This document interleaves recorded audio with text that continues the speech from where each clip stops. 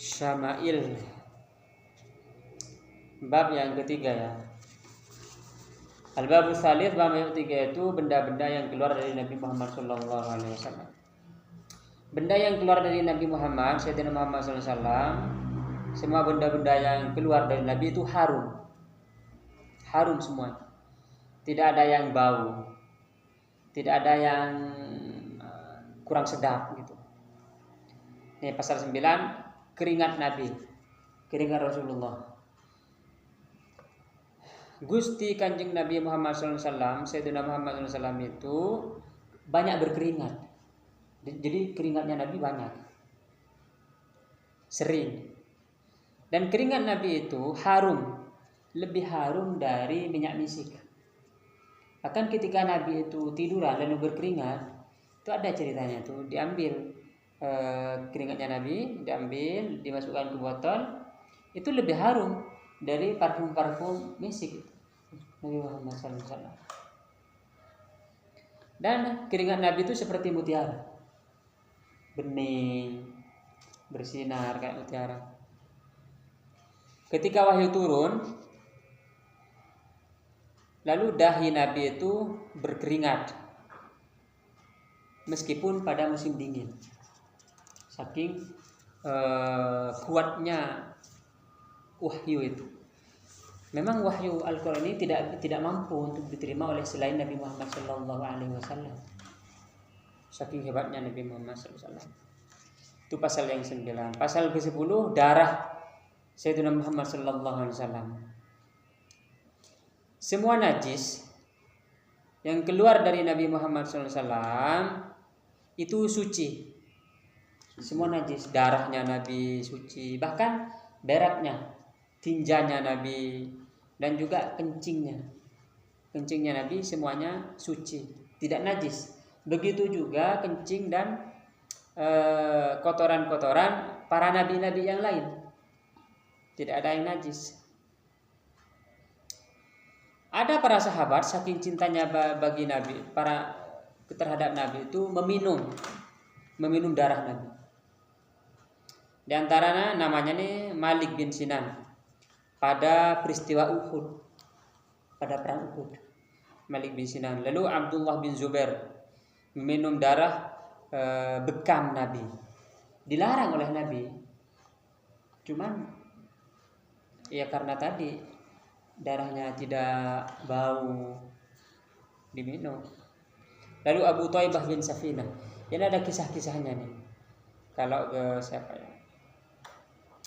Barang siapa yang kalau ingin sebenarnya di yang ini, di yang kelasnya itu lengkap, ini enggak lengkap.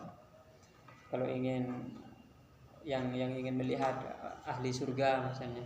Nah, kalau Abdullah bin Zubair ini karena minum darah Nabi dia jadi pemberani, sangat berani. Jadi ketika peristiwa pengepungan di Ka'bah, ada peristiwa itu, ini Abdullah bin Zubair ini dia enggan untuk punya ada peristiwa ketika kalau nggak salah Hajjaj bin militernya. Ini menunjukkan bahwa ini hanya ingin memberitahu bahwa ada para sahabat yang meminum darah Nabi, dan Nabi tidak mencela gitu, tidak mencela, malah didoakan. Ada yang didoakan, ada yang diberi sifat positif gitu. Lalu apa yang keluar kalau dahak? Pasal yang ke-11, dahaknya Nabi. Jika Nabi Muhammad SAW berdahak, tahu dahak gak? Yang keluar tuh kalau kita batu dahak kan? Yang keluar dari dada ke lisan ke mulut, maka dahak itu tidak sampai ke tanah karena ditadah oleh para sahabat. Saking cintanya para sahabat kepada Nabi Muhammad SAW. Jadi ketika Nabi berdahak itu langsung nyampe di tangan para sahabat. Lalu para sahabat itu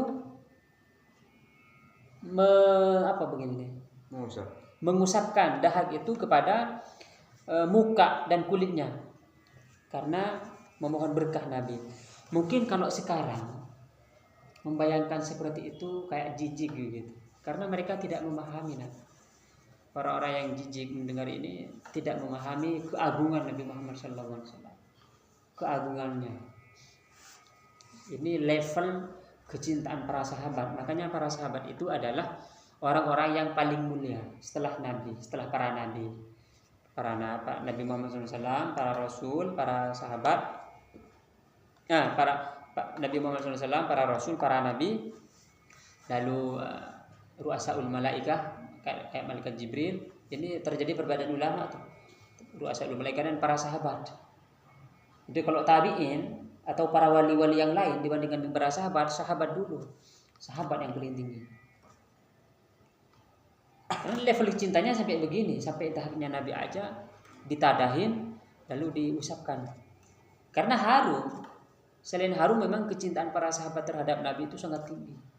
Nah, kita belajar syama'il ini tujuannya untuk menumbuhkan cinta kepada Nabi Muhammad SAW. Dan kita belajar tasawuf, belajar fikih, belajar agama itu puncaknya cinta kepada Nabi. Jika kita sudah benar-benar cinta kepada Nabi, sudah benar-benar ini kita ada Nabi, kita tadahi lalu kita usap-usap ke seluruh tubuh. Saking cintanya kepada Nabi Muhammad SAW. Kalau masih merasa jijik begini, itu sudah cinta dunianya, itu sudah melekat membabi buta itu di dalam hatinya. Sudah tidak ada bekas-bekas cinta kepada Nabi Muhammad SAW. Itu puncak keimanan. Keimanan yang paling tinggi itu adalah mencintai Nabi Muhammad SAW. Sampai cintanya ini harus lebih mencintai Nabi daripada dirinya. Mencintai Nabi, mencintai yang keluar dari Nabi, perbuatan semuanya sampai dahak-dahaknya juga dicintai. Ini Masya Allah. Ini kayak gimana gitu kalau zaman sekarang, apalagi lihat perkembangan dunia materi gitu, kayak begini sulit gitu. Tapi memang kita belajar tasawuf itu membersihkan hati, belajar fikih, beribadah kepada Allah itu untuk menumbuhkan rasa cinta kepada Nabi Muhammad SAW. Sampai begini. Yang pasal ke-12 adalah itu artinya ludah Nabi Muhammad SAW. Para sahabat ada yang pernah diludahi Nabi. Pertama, Abu Bakar As-Siddiq ketika berada di Gua Thur. Itu Abu Bakar Siddiq kan disengat ular.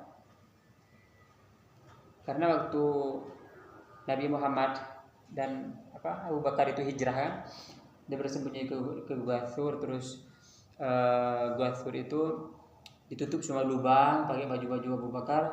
Ada tertinggal satu lubang. Agar tidak menyakiti Nabi, takut ada hewan, maka dimasukkan kaki Abu Bakar. Ternyata itu ada ular. Ada ular mematok kaki Abu Bakar, lalu Abu Bakar ini enggak berteriak, takut mengganggu Nabi. Hingga air mata Abu Bakar, kamu pernah dengar cerita ini kan? Air matanya keluar nyampe ke Nabi.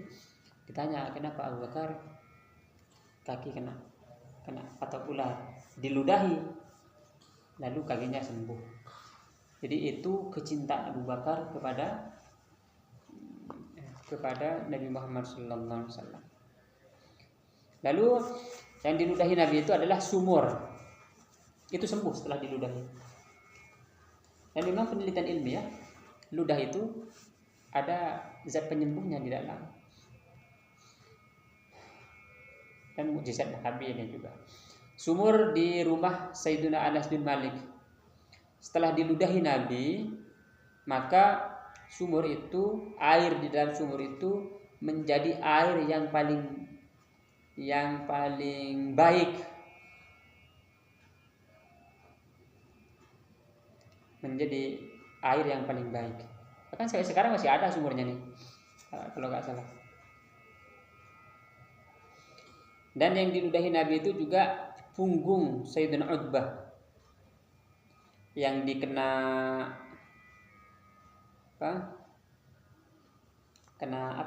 bisul. kena bisul dikit, kecil.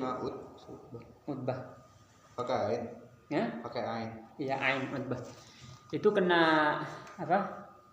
Kena bisul lalu diludahi oleh Nabi, dan setelah diludahi itu punggungnya menjadi harum. Punggung Sayyidina Utbah itu menjadi harum. Itu bayangkan, diludahi jadi harum. Pasal 13 kencing dan tinja Nabi.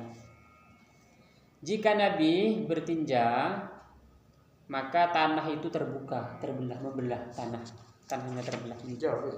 Tinja berak.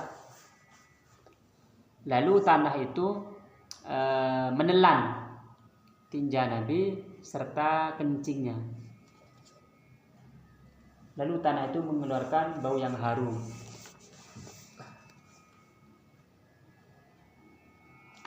Nah, ada Sayyidatuna Barokah binti Yasar. Sayyidatuna Barokah binti Yasar ini meminum kencing Nabi Muhammad. Sayyidatuna Barokah binti Yasar, perempuan. Barokah. Nah, karena dulu sebelum ada WC itu Nabi kan punya wadah untuk tempat kencing kan. Nah, di wadah itu mungkin waktu diperintah untuk dibuang itu diminum, karena tadi minumnya nggak pesing, harum minumannya. Harum apa yang harum? Kencingnya harum. Lalu Nabi berkata ini yang menunjukkan halal, yang menunjukkan bahwa kencing para nabi itu, kencing Nabi tidak najis. Nabi bersabda kepada Sayyidatuna Barokah ini, kamu tidak akan sakit perut selamanya. Kamu tidak akan sakit perut selamanya. Karena kenapa? Sudah minum kencingnya Nabi. Jadi jangan, kalau kencing orang jangan, haram, dosa, karena najis. Kalau kencing Nabi enggak. Nah, selanjutnya perabotan Nabi.